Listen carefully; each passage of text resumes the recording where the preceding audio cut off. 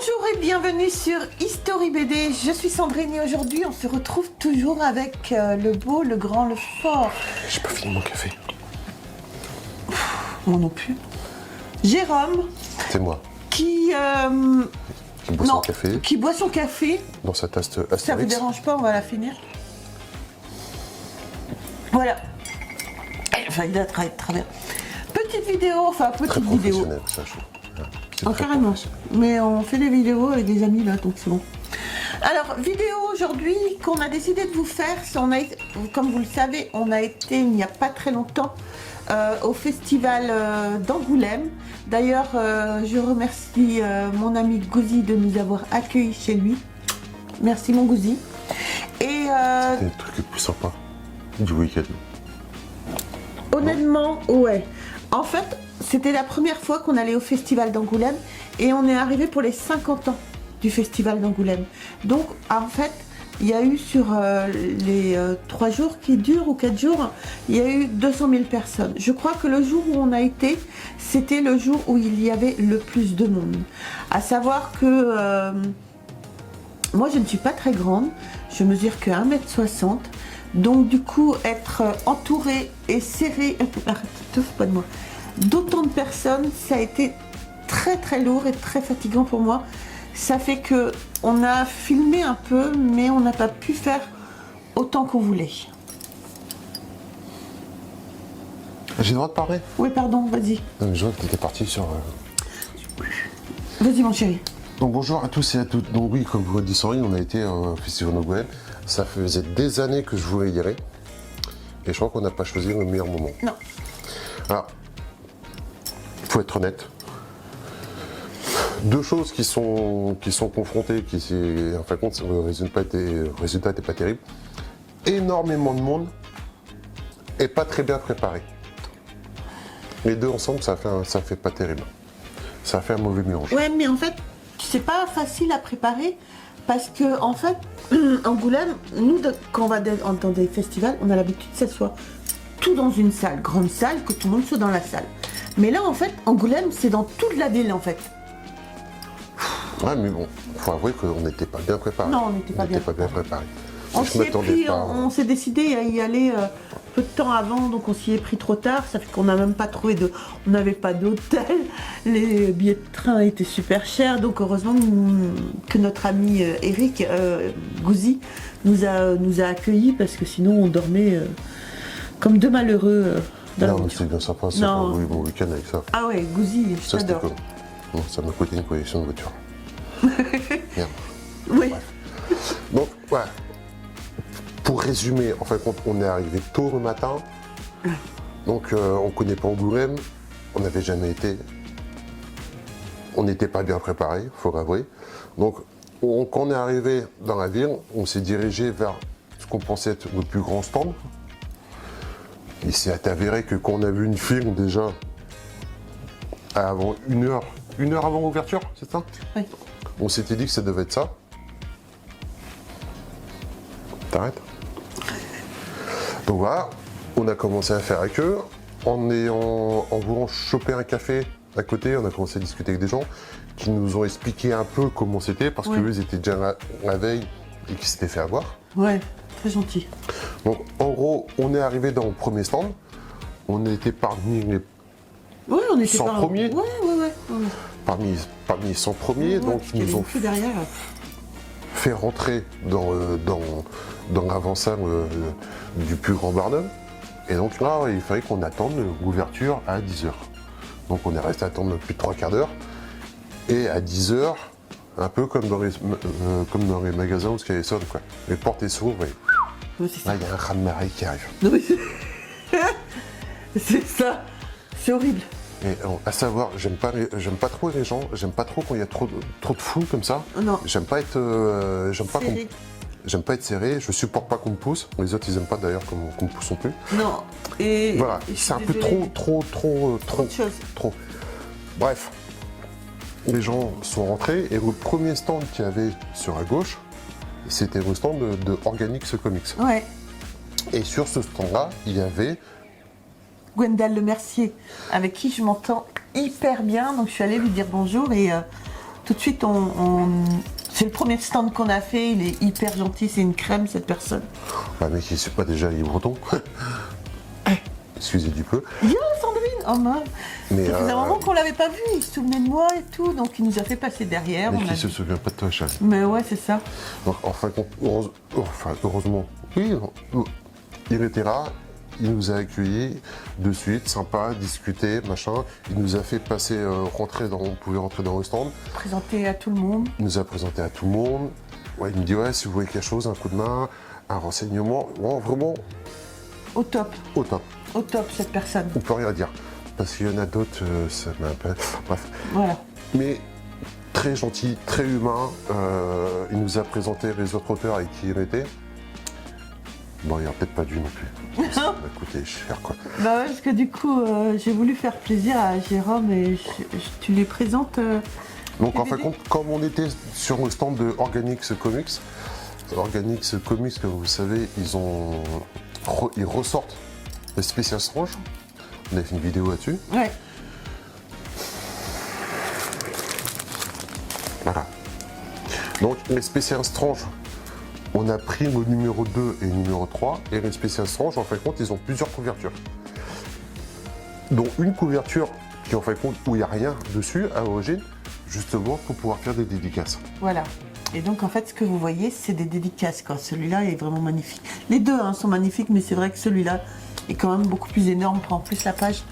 Les deux sont magnifiques. Et donc je voulais faire plaisir à Jérôme, donc j'ai demandé aux deux dessinateurs de faire une dédicace sur chacun quoi.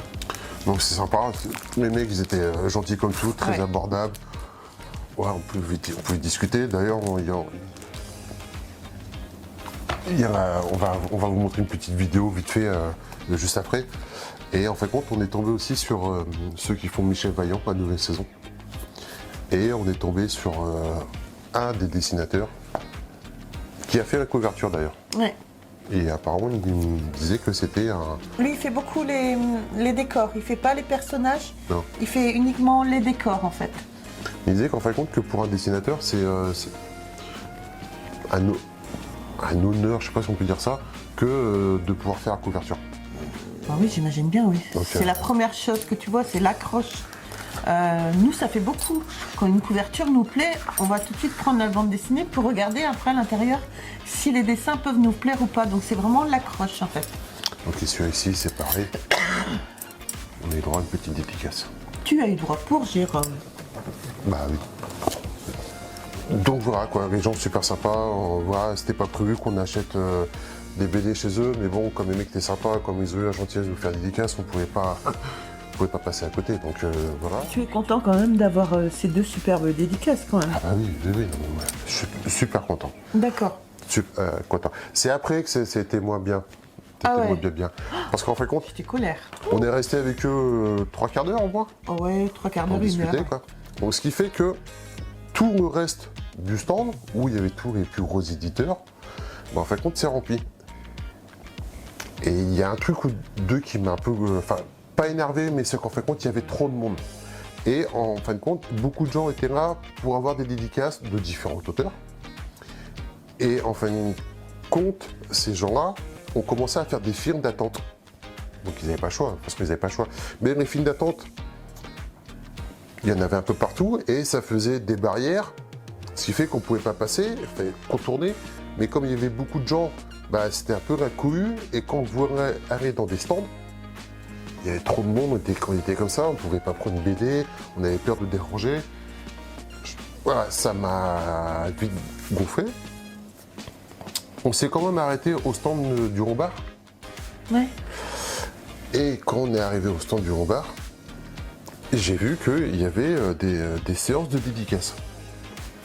Et à moi, je regarde, je dis, bah tiens, il y a un dessinateur qui fait une convoyeur. Séance de dédicaces de midi à 2. Putain, j'ai dit, c'est con quoi, c'est une de mes séries récentes préférées.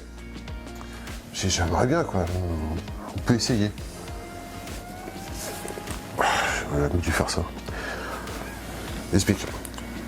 Moi, bêtement, je prends une BD, je me dis, j'achète la BD et après on va voir le mec pour qu'il fasse le dessin. Non. Non, c'est pas comme ça. C'est t'achètes pas un BD, tu sors. Tu vois, tu sors. Tu vas faire une pré-film, tu vas à la pré-film d'attente. Oui. À la pré-film d'attente, en fin de compte, ces gens attendent pour avoir un dédicace aussi du convoyeur. Et on leur dit, on est qu'il y a un moment qui vient nous voir et il fait. On ne sait pas combien de dédicaces on est qui va faire. Non. Donc vous attendez pour savoir si déjà vous aurez une dédicace. Donc si ça se trouve, déjà t'attends pour rien. Le mec dit, moi je peux pas vous dire, je peux pas m'engager à sa place. Donc, voilà. Donc tu attends une première fois. Le dessinateur arrive et dit, bon bah voilà, 10 dédicaces, 10 ou 12 ou 15. Donc si tu es parmi les premiers, c'est bon, tu sais que tu auras une dédicace. Si tu es l'avant-dernier ou le dernier, si tu es une 12e et que le mec il en fait que 11, tu as déjà attendu pendant 1 heure, bah, tu peux répondre. Hein. Tu peux répondre. Donc une fois que ça c'est fait, que tu as un peu ton ticket pour avoir une dédicace, là tu retournes au stand, tu achètes ta BD et après tu retournes faire la queue réelle. 2h30 la bague. 2h30 ouais, la bague. Au moins, ouais. 2h30. Plus jamais de ma vie je fais ça. Là je l'ai fait parce qu'on avait commencé, et c'était comme ça, mais plus jamais de ma vie je fais quoi. Non. Parce que en plus, Sandrine était partie à un autre stand, m'avait laissé tout seul. Oh, Bobichette, arrête, t'as fait des connaissances avec des gens qui étaient très gentils d'ailleurs. Et heureusement qu'ils étaient sympas les mecs. Ouais. Heureusement que ceux qui attendaient avec moi étaient super sympas parce que sinon, ça aurait été bon.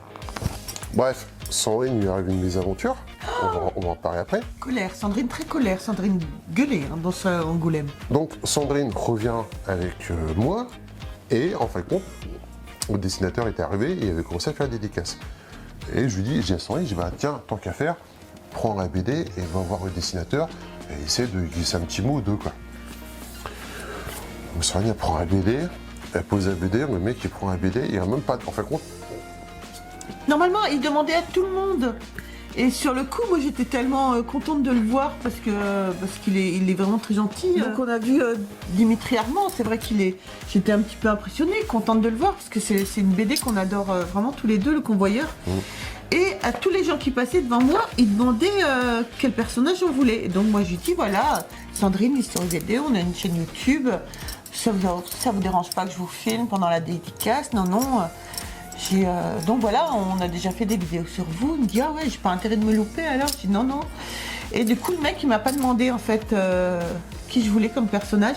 Et sur le coup, moi j'ai même pas tilté alors que Jérôme voulait le convoyeur en personnage. Moi je voulais le personnage principal du convoyeur et j'ai eu le deuxième personnage principal. Je m'en suis voulu tout le reste de la journée. Je l'ai foutu dessus, je frappais après qu'on est rentré quoi. Ouais, mais quand on est rentré. Quand on est rentré. Ouais, jamais devant témoin. Non, non, faut pas que ça se voie, il faut pas que ça se sache. Non. Donc je suis très content d'avoir une dédicace. Je suis très content. Mais j'ai ce petit côté un peu. Ah, je l'avais un peu mauvaise après. Bref, et pendant ce temps, pendant que moi j'attendais comme un con, donc j'attendais tout court, au départ, en fin de compte, à l'entrée du Grand Barnum, donc quand on est parti chez Organ Comics, devant, en face, il y avait un autre stand avec une BD qui vient de sortir. Wilusha. Wilusha. Et pour la petite histoire, pendant qu'on attendait l'ouverture, Sandrine reçoit une demande d'amis sur son groupe. Facebook, le scénariste de Wilusha, Michael Quadou. Et on dit oui, on répond, bah, super sympa, de derrière, tout ça. Et tu dis, bah, c'est marrant, on est juste en face du stand. Donc dès que ça ouvre, on ira voir. Et donc, pendant que moi j'attendais, Sandrine est partie là-bas.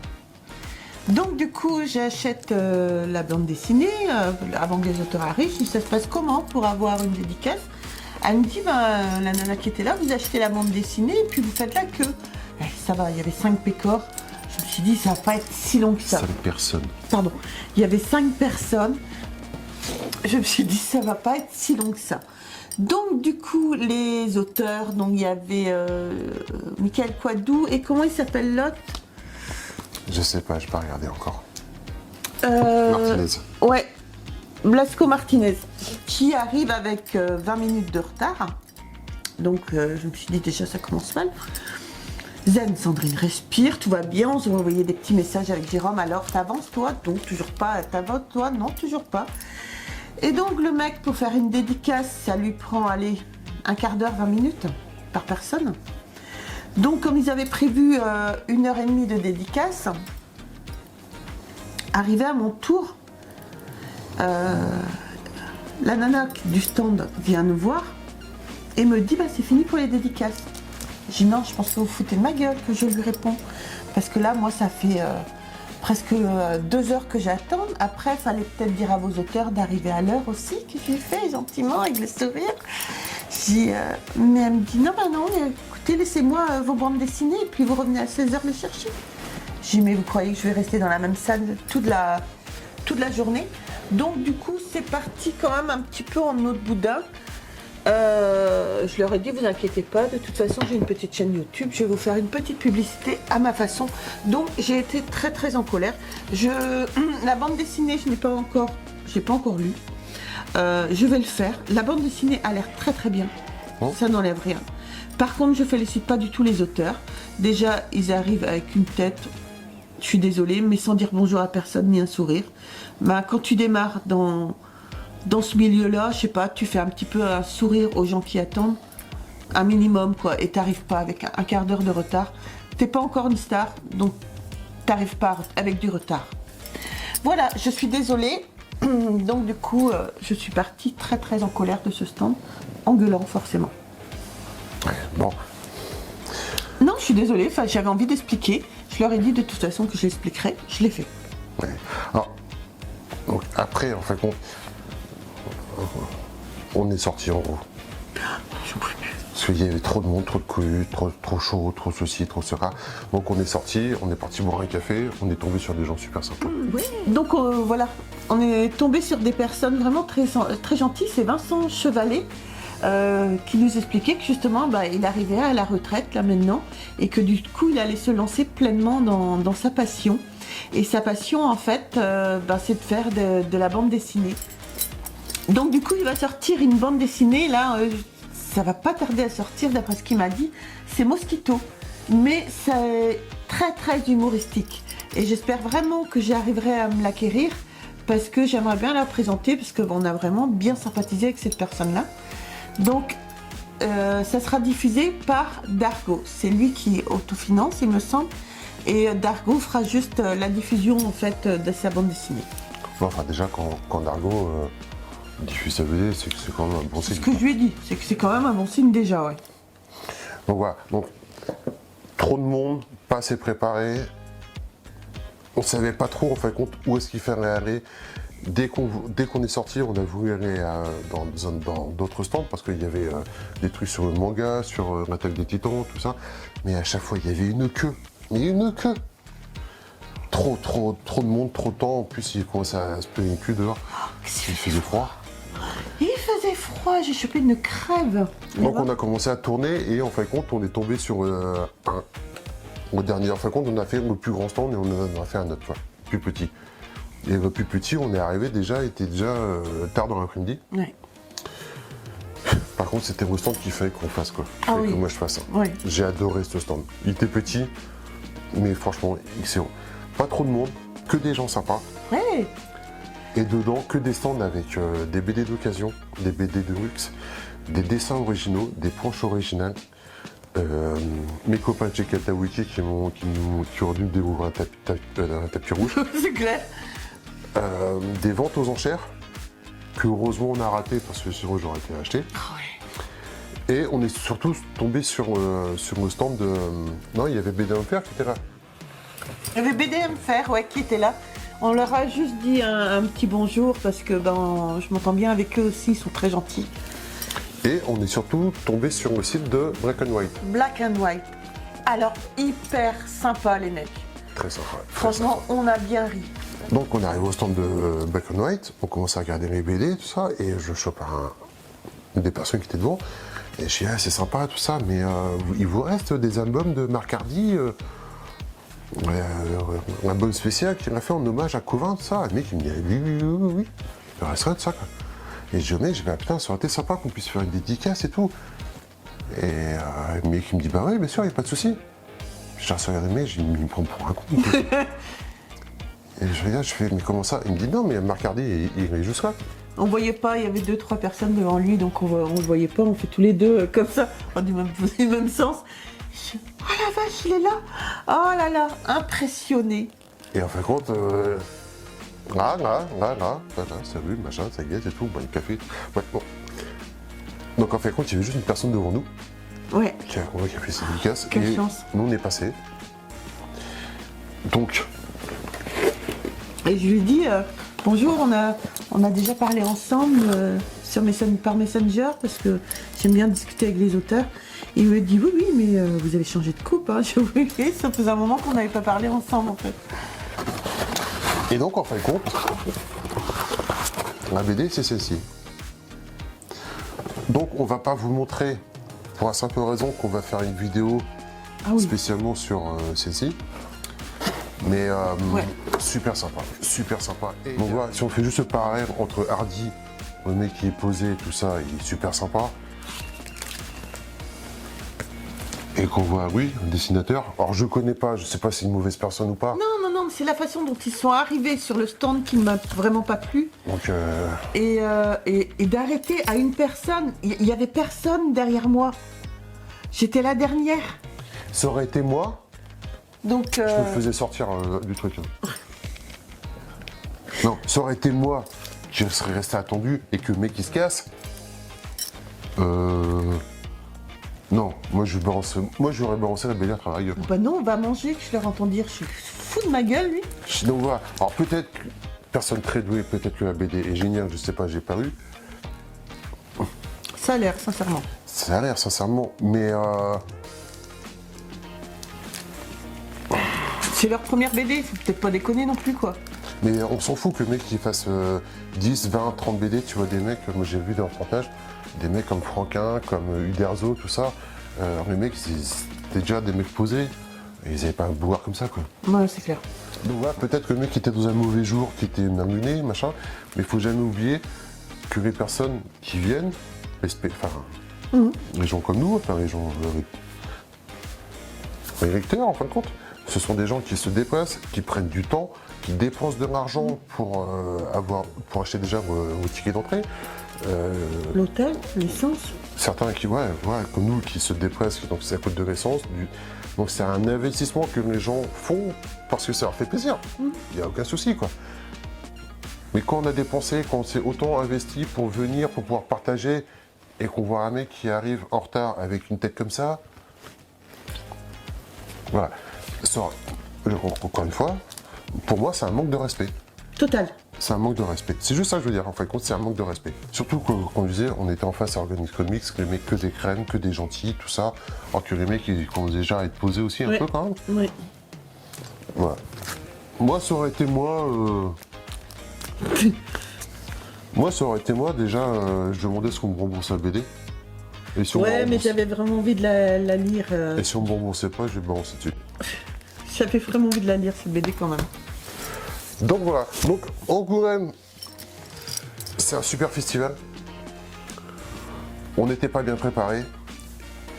Pour moi, il y avait trop de monde. Ouais. Donc victime de leur succès. Ouais, je pense. Donc voilà, je pense qu'on y retournera. Ou pas. Si je pense qu'on y retournera parce que. Pas tout de suite. Pas tout de suite. Mais si, parce qu'on pourra passer le week-end avec Cozy, avec machin. On y retournera, mais on sera mieux préparé. C'est ça. Et on saura où est-ce qu'il faut aller. C'est ça. Mais voilà. Donc voilà les amis, j'espère que cette vidéo vous aura plu sur le festival d'Angoulême. N'hésitez pas à nous laisser des commentaires, à vous abonner, à liker, à nous rejoindre sur les réseaux sociaux, Facebook, TikTok et Instagram. Sur ce, écoutez, moi je vous embrasse très très fort et on se retrouve très vite pour une prochaine vidéo. Bye. Et n'oubliez pas, on va faire une vidéo sur Hardy. Ah oui, mais ça c'est une vidéo à part parce que C'est un grand monsieur et On va faire juste après. Voilà, on va la faire rapidement. Donc au revoir. Bye. Salut.